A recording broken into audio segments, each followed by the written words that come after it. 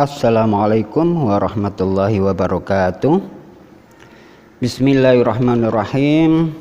Alhamdulillahirabbil alamin wassalatu wassalamu ala asyrafil anbiya'i wal mursalin sayyidina wa maulana Muhammadin wa ala alihi wa sahbihi ajma'in. Amma ba'd. Alhamdulillah, kita masih membicarakan tentang memiliki sikap kritis. Hadis yang terkait berpikir secara kritis.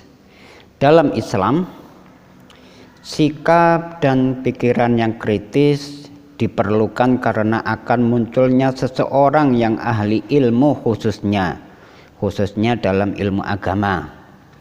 Terdapat beberapa riwayat terkait keutamaan ilmu dibanding ibadah sunnah, yaitu ibadah yang hanya bermanfaat bagi orang yang mengerjakannya saja, hanya untuk dirinya sendiri. Kemudian di antara riwayat yang menunjukkan keutamaan orang yang berilmu ketimbang ahli ibadah, di antaranya hadis Rasulullah SAW. Qala Rasulullah SAW, faqihun wahidun asyaddu ala syaitani min alfi abid, rawahu Ibnu Majah. Yang artinya Rasulullah SAW telah bersabda, satu orang faqih, maksudnya orang yang ahli ilmu, lebih ditakuti setan ketimbang 1000 ahli ibadah. Hadis riwayat Ibnu Majah. Selain riwayat itu ada banyak hadis lain yang menunjukkan keutamaan orang yang berilmu. Misalnya Rasul pernah mengatakan majelis fikih lebih baik ketimbang ibadah 60 tahun. Orang berilmu lebih besar pahalanya ketimbang orang puasa dan berperang di jalan Allah. Berpikir sesaat lebih baik dibanding ibadah sholat malam, dan masih banyak riwayat yang lain. Kemudian Abu Dzar, salah seorang sahabat, menyampaikan riwayat Rasulullah SAW yang berbunyi, ada 3 waktu untuk orang yang berakal. Yang pertama, untuk bermunajat kepada Tuhannya. Yang kedua, untuk menghisab dirinya, mengoreksi dirinya. Yang ketiga, untuk memikirkan ciptaan Allah. Dalam kesempatan lain, Rasulullah SAW bersabda kepada Abu Dzar, wahai Abu Dzar, sholat 2 rakaat yang dilakukan dengan perenungan dan pemikiran atau sehingga menghasilkan kehadiran hati itu adalah lebih baik dari sholat malam qiyamul lail yang hatinya lalai. Tentang pentingnya berpikir, Sayyidina Ali bin Abi Thalib berpendapat, ini pendapatnya imam kita Sayyidina Ali bin Abi Thalib, yaitu suaminya Fatimah, ya, jadi mantunya Rasulullah SAW. Beliau berpendapat, berpikir yang engkau lakukan akan memberikan pemahaman kepadamu dan memberikan pelajaran terhadapmu. Kemudian dalam kesempatan lain, Sayyidina Ali pun berkata, barang siapa yang berpikir sebelum berbuat akan selalu benar. Jadi begitu pentingnya berpikir bagi manusia, karena ibadah meniscayakan didahulukan dengan berpikir, terutama berpikir tentang ciptaan Allah Subhanahu wa Ta'ala. Pernah juga Sayyidina Ali berkata, tidak ada ibadah yang lebih utama seperti berpikir akan ciptaan Allah Subhanahu wa Ta'ala. Ada sekilas info bahwasanya Rasulullah SAW telah menggambarkan sebagai makhluk ciptaan dalam bentuk yang terbaik, manusia itu dikaruniai 4 hal. 4 hal sebagai permata di dalam dirinya. Yang pertama adalah akal, sebagaimana disebutkan dalam hadis Rasulullah SAW, yang artinya ada 4 permata dalam tubuh manusia yang dapat hilang karena 4 hal. 4 permata tersebut adalah 1. Akal, 2. Agama, 3. Sifat malu, dan amal soleh. Ini hadis dari Rasulullah SAW.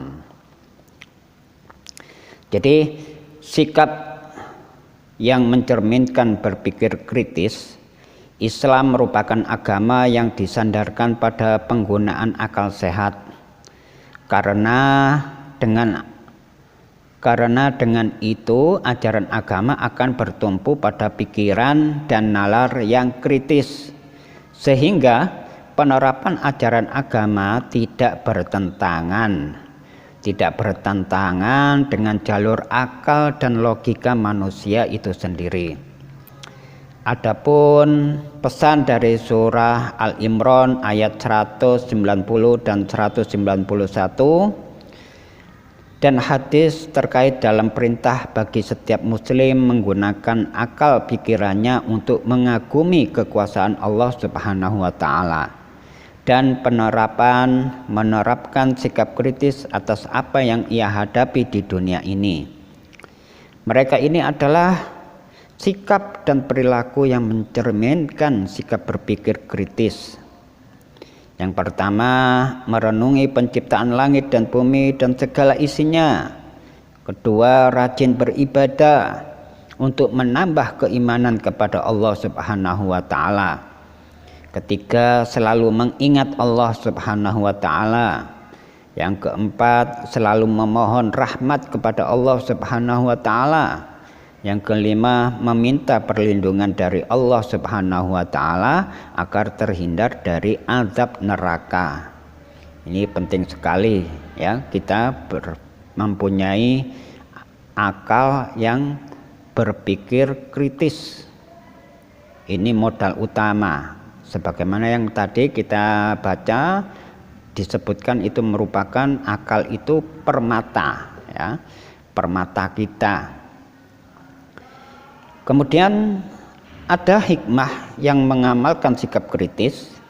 Adapun beberapa hikmah dari penerapan berpikir kritis dan mengoptimalkan daya pikir kita. Yang pertama, 1. Dapat menangkap makna dan hikmah di balik semua ciptaan Allah Subhanahu wa taala. Yang kedua, dapat mengoptimalkan pemanfaatan alam untuk kepentingan umat manusia. Hikmah yang ketiga, dapat mengambil inspirasi dari semua ciptaan Allah Subhanahu wa taala dalam mengembangkan ilmu pengetahuan. Yang keempat, menemukan jawaban dari misteri penciptaan alam melalui penelitian dan lain sebagainya. Yang kelima, mengantisipasi terjadinya bahaya dengan memahami gejala dan fenomena alam. Jadi mengantisipasi kalau ini akan terjadi bahaya, maka saya harus begini begitu ya. Biasanya kan ada seperti ada guncangan atau gunung mau meletus, biasanya itu ada tanda-tandanya dulu sebelum meletus ya. Kalau seandainya ini meletus, bagaimana caranya saya bisa selamat? Oh, saya harus berpindah dulu. Oh, saya harus begini begitu. Nah, seperti itu. Kalau kita mempunyai akal yang sehat ya, jadi kita punya akal harus kritis. Kemudian hikmah yang keenam, semakin bersyukur kepada Allah Subhanahu wa taala atas anugerah akal dan fasilitas lain, baik yang berada di dalam tubuh kita maupun yang ada di alam semesta di sekitar kita. Hikmah yang ketujuh, menambah keyakinan tentang adanya hari pembalasan. Kita harus meyakini, mengimani bahwasanya ada hari pembalasan. Kalau kita beramal baik, pasti dibalas dengan baik pula. Kalau kita beramal yang jelek, pasti dibalas dengan yang jelek pula. Allah itu maha adil. Kemudian hikmah yang ke-8, memotivasi untuk menjadi orang yang visioner, ya. Kemudian hikmah yang ke-9, memiliki semangat dalam mengumpulkan bekal. Harus semangat mengumpulkan bekal untuk apa? Untuk kehidupan di akhirat nanti. Dengan meninggalkan atau meningkatkan apa yang ditingkatkan, apa yang ditinggalkan, mana yang harus ditingkatkan, mana yang harus ditinggalkan. Itu akal kita yang bisa mencerna. Kalau manusianya tadi itu mempunyai akal yang sehat, maka dia akan meningkatkan amal soleh, meningkatkan amal yang baik. Kemudian dia juga berpikir harus meninggalkan kemaksiatan. Apapun yang dilarang oleh Allah, kita berusaha semaksimal mungkin untuk kita tinggalkan. Mana yang jelek, mana yang salah, mana yang dilarang, itu kita tinggalkan. Itu merupakan hikmah daripada mengamalkan sikap kritis yang ada di akal kita ini, ya. Kita harus banyak-banyak membaca, banyak-banyak mendengarkan kalam-kalamnya para ulama, ya. Kalau kita tidak banyak membaca, tidak banyak mendengarkan kalam-kalam ulama, maka kita tidak mengetahui apa-apa. Kadang kita bermaksiat, tapi kita merasa itu bukan maksiat.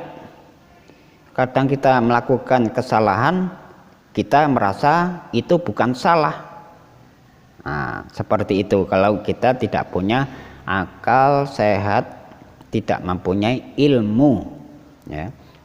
Penting sekali ilmu-ilmu yang kita kaji. Jangan banyak tidur saja, ya. Jangan banyak ngelamun, banyak meninggalkan waktu-waktu kita untuk hal-hal yang tidak bermanfaat. Contohnya sekarang ini, zaman sekarang ini banyak terlalu memegang HP, dengan yang dipegang itu permainan. Jangan, ya. Boleh-boleh saja memegang HP, tapi dengan isinya dengan yang mengandung unsur bermanfaat, seperti banyak sekali di YouTube, di lain-lain, yaitu ceramah-ceramah agama, ya. Itu bisa menenangkan hati kita dan menambah wawasan pikiran kita, menambah ilmu kita, sehingga kita bisa dapat berpikir dengan kritis. Agar kita supaya kita mempunyai berpikir kritis. Apa tujuannya? Tujuannya yaitu kita selamat di dunia dan di akhirat. Karena semua itu akan dipertanggungjawabkan. Semua itu dalam pengawasan, penggunaan, ya. Apapun yang amal kita perbuat, semuanya itu sudah ada yang mencatat, ya. Yang mana Allah menugaskan malaikat raqib dan atid yang selalu ada di samping kita, kemanapun kita dimanapun kita berada, baik dalam keadaan mulai tidur, ya, sampai bangun tidur, mulai dari kita balik sampai kita mati, malaikat raqib dan atid itu selalu mencatat, ya. Kita harus beriman tentang hal itu. Kenapa? Karena nanti dipertanggungjawabkan, harus ada tanggung jawabnya. Dan dipertanyakan, kenapa kamu melakukan ini, kenapa kamu tidak melakukan ini. Semuanya ada tanggung jawabnya. Dan pasti akan dibalas semua amal-amal kita nanti. karena Allah itu maha adil, ya. Ingat, Allah itu maha adil. Sekian dulu, mudah-mudahan apa yang kita pelajari tentang berpikir kritis dapat bermanfaat sehingga kita dapat rajin untuk beribadah dan dapat menambah keimanan kita kepada Allah Subhanahu wa taala, dan selalu mengingat Allah Subhanahu wa taala, selalu berzikir, tidak meninggalkan sholat 5 waktu dan kewajiban-kewajiban yang lain. Kalaupun bisa, kita tambahi dengan selalu atau rajin melakukan sunnah-sunnah yang dicontohkan oleh Rasulullah, Nabi kita Nabi Muhammad Shallallahu Alaihi Wasallam. Kemudian kita, kalau kita punya berpikiran kritis, juga kita selalu memohon rahmat Allah, karena rahmat Allah itu sangat luas.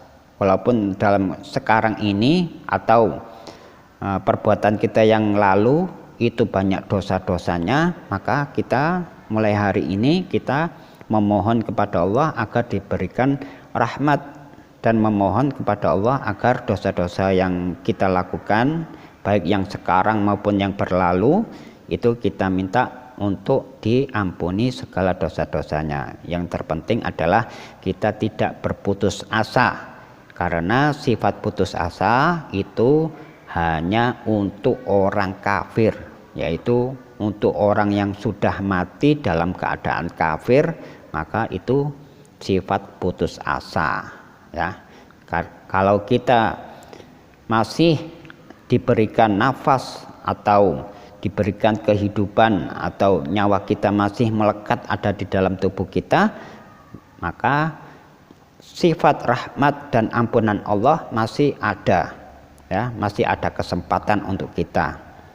Sekalipun kita melihat ada orang kafir di mata kita, jelas-jelas menyembah selain Allah, tapi kita jangan suudzon dulu, ya, karena belum tentu apa yang kita lihat tadi itu nanti matinya, sebelum mati dia bertobat, memeluk agama Islam, kemudian bertobat kepada Allah, dan Allah mengampuni semua dosa-dosanya. Kita tidak tahu, itu rahasia Allah. Makanya kita tidak boleh untuk suudzon, kita harus husnudzon. Makanya untuk kepada agama yang lain kita wajib untuk menghormati, ya. Ingat, hanya menghormati saja, tidak sampai istilahnya itu membenarkan. Seperti ketika ada hari Natal, kita mengucapkan selamat, kita tidak boleh, ya. Kita hanya menghormati saja, jangan mengganggu mereka. Nah, itu saja ya yang dapat saya sampaikan. Mudah-mudahan apa yang kita bicarakan tadi diridhoi oleh Allah Subhanahu wa taala dan mendapatkan taufik dan hidayahnya. Amin ya rabbal alamin. Subhanakallahumma wa bihamdika asyhadu an la ilaha illa anta astaghfiruka wa atubu ilaik. Assalamualaikum warahmatullahi wabarakatuh.